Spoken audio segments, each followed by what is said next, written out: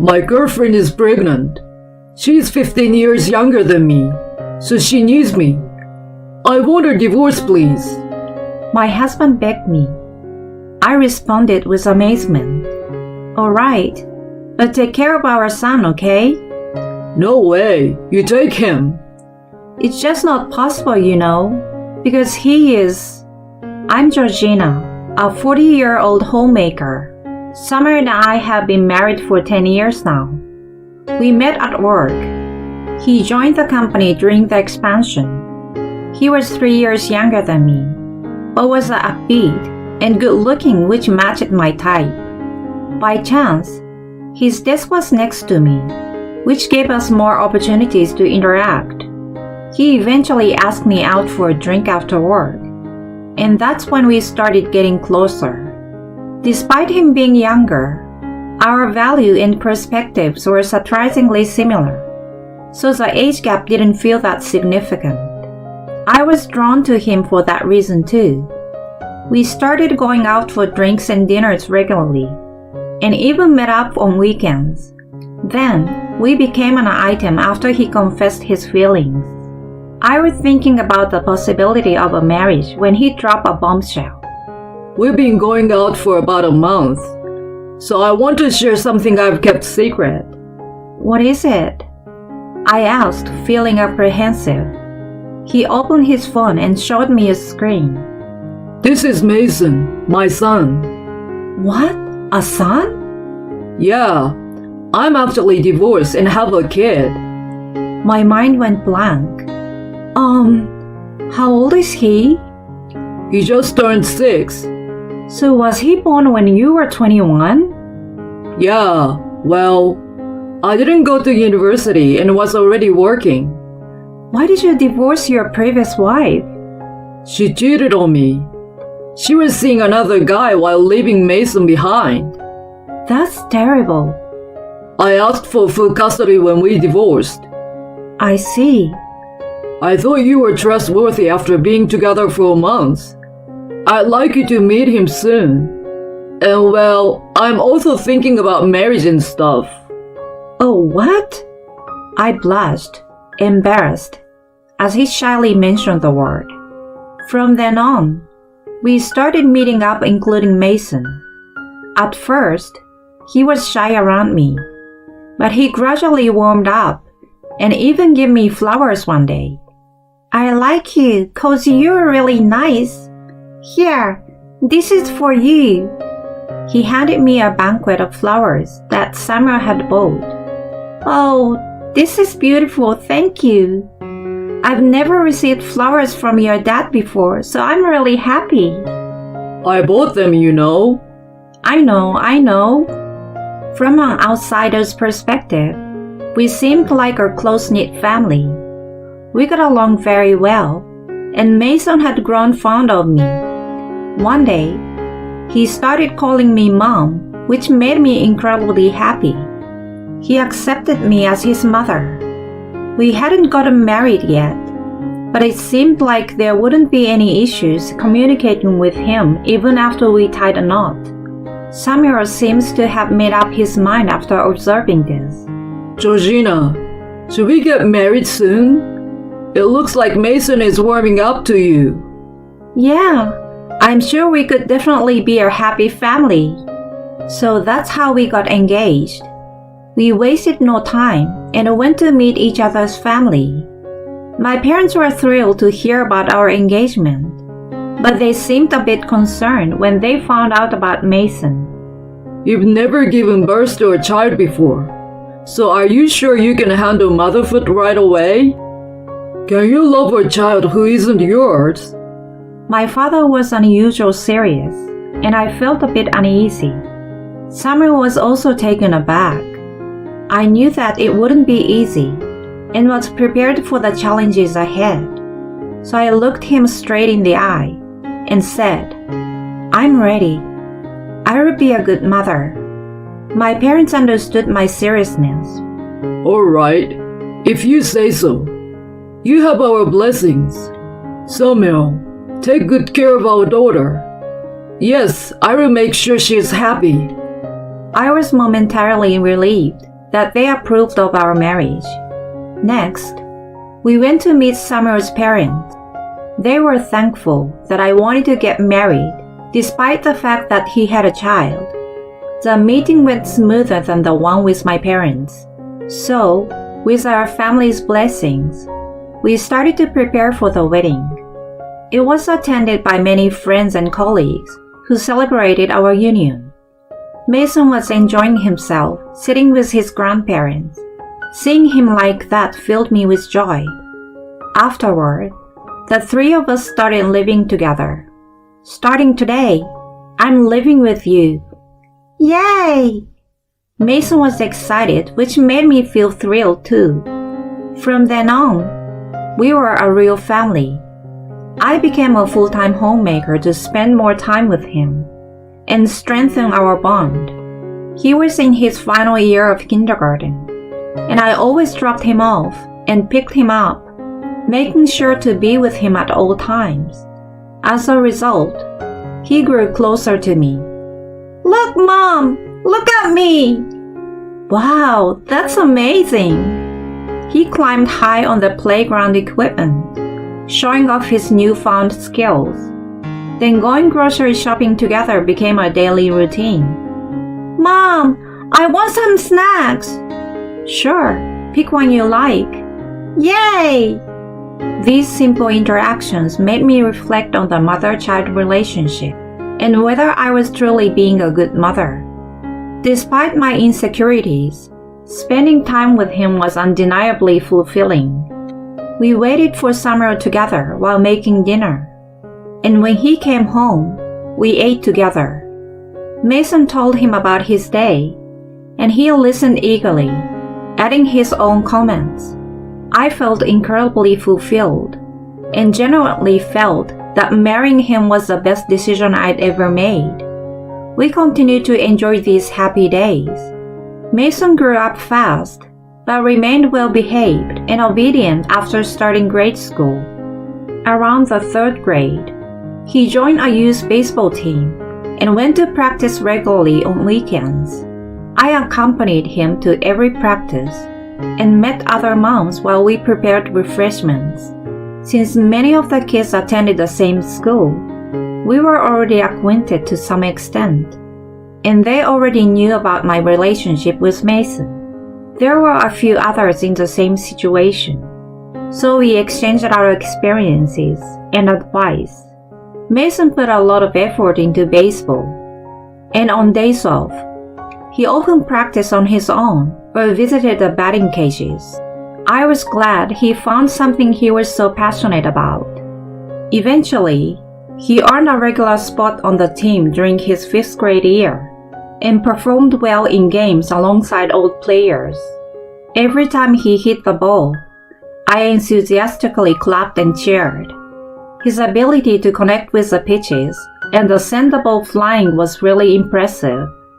Even in the car on the way home, I praised him for his accomplishments, and he blushed but looked very pleased. Dad couldn't make it today, huh? No, he said he had to work.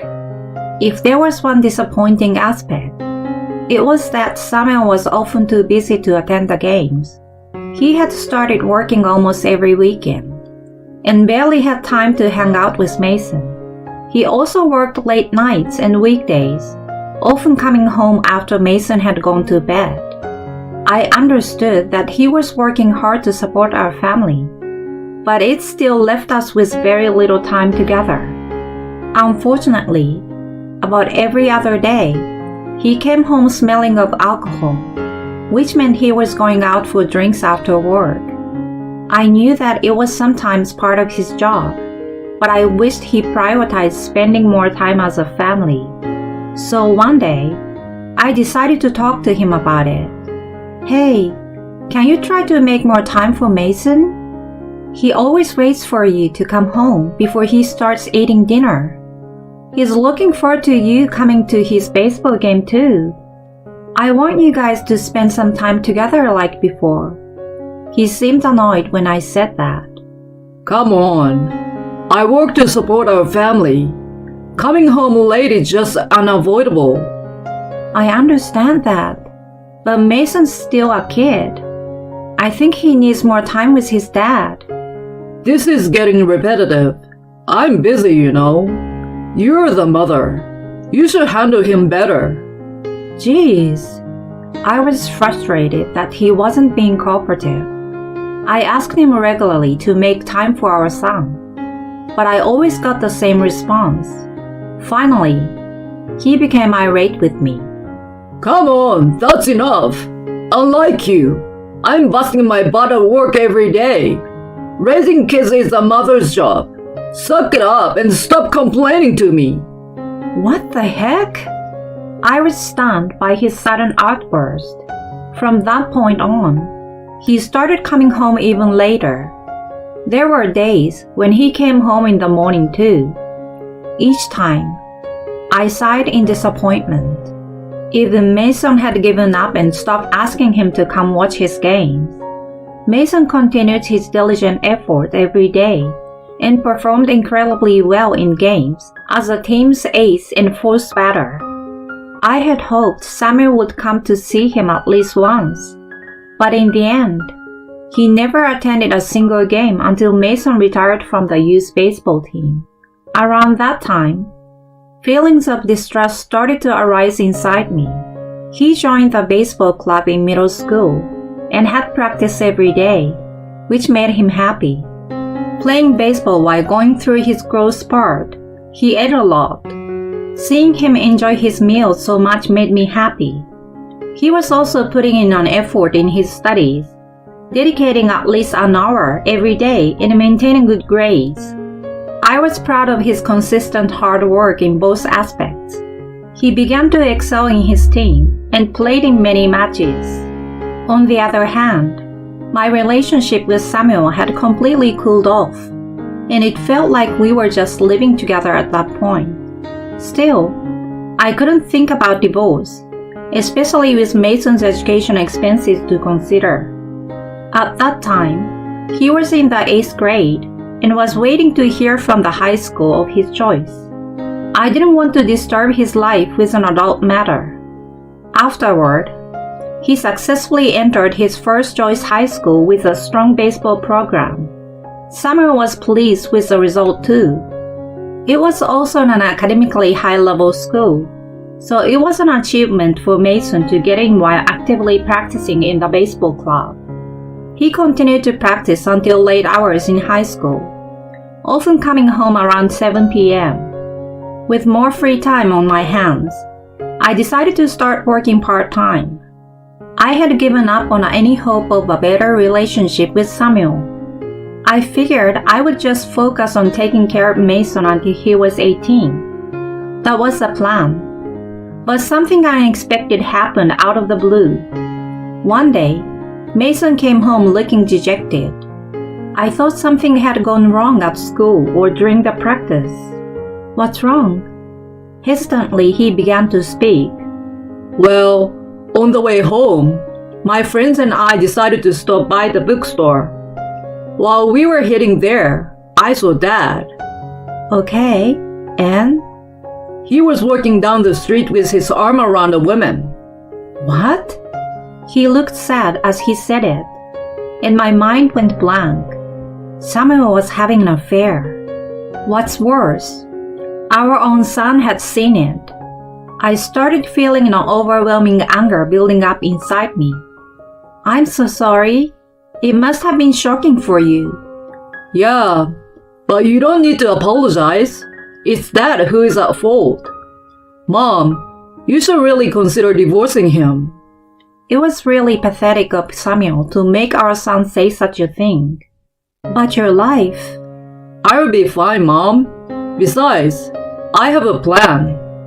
A plan? He surprised me by revealing his unexpected strategy. If you're really okay with it, I won't object. I decided to go along with it. After that, I spoke to Samuel. Hey, can I talk to you for a moment? I'm exhausted. I want to go to bed. He had a rather annoyed expression, but I continued without minding it. You're having an affair, right? What? He briefly showed a look of unease. There was a sighting. You were seen walking on the street, arm in arm with an unknown woman. I was sure he was going to deny it. To my surprise, he readily confessed to the affair. Yeah, that's my girlfriend. What? Are you admitting to having an affair? Yeah, and there's something else I need to talk to you about. What is it? She's pregnant. Holy cow! That's despicable! You have no morals.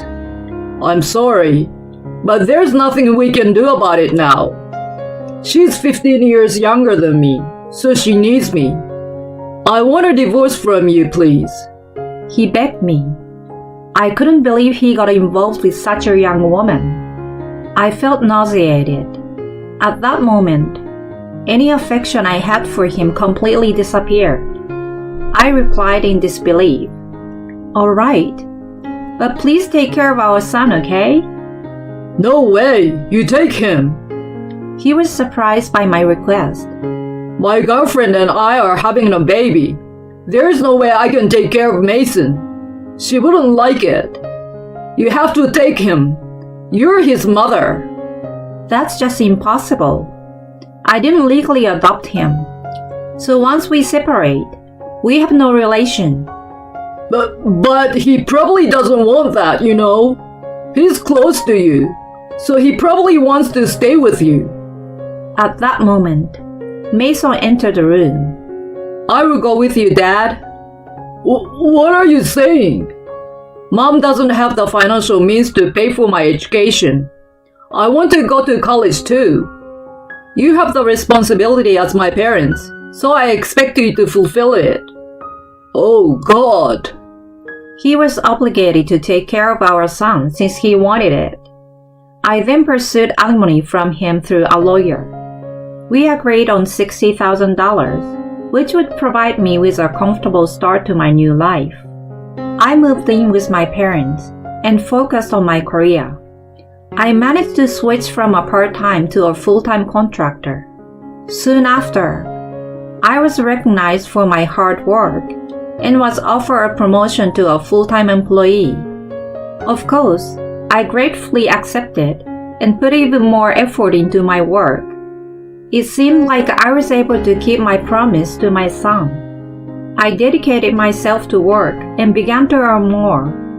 In the midst of this, I received a call from Samuel. Hey, what's up with Mason? What happened? Maybe he's going through puberty, but he's always indignant, and my girlfriend's scared of him. Oh, really? Don't act blasé. Well, we're soon to be divorced and won't have any obligations, you know. Please don't say that and take him in.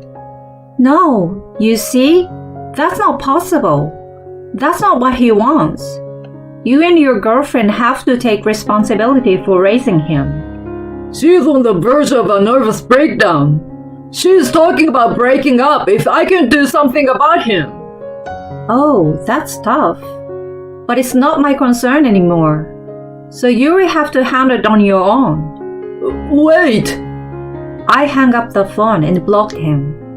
Meanwhile, I was still in regular contact with Mason. His tough attitude towards Samuel's girlfriend was all part of the plan. That woman may not have any direct involvement, but she was the main cause of your suffering, Mom. And if she leaves Dad, he will end up with 2 sets of child support. Despite being my own son, he came up with quite a ruthless revenge scheme. The timing for it came sooner than I had expected. I can't take it anymore! We are done! Samuel's girlfriend left him and returned to her parents. He hurried to their house, but was turned away by her parents and had to accept the breakup. They even told him he was not allowed to see his newborn. However, since he had already recognized the child as his, he would still have to pay child support. Mason delivered the final blow to his despair.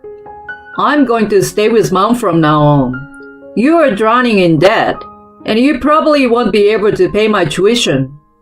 With that, he packed his bags and came to me. I now have a stable income, and staying with my parents means I can receive their support. Therefore, I can easily afford the remaining high school tuition. On the other hand, Summer's situation is truly miserable. He is now a twice divorced single man responsible for 2 years of Mason's child support, and another 18 years of his child with his ex-girlfriend. Moreover, all this drama is affecting his work performance negatively, making it difficult for him to advance in his career. With his current income, he is resigned to living a lonely life with paying off his debt. Well, he brought it upon himself, so I have no sympathy for him. As for me, I'm enjoying my happy life with Mason and my parents. I plan to keep an eye on him while I work hard to advance in my career.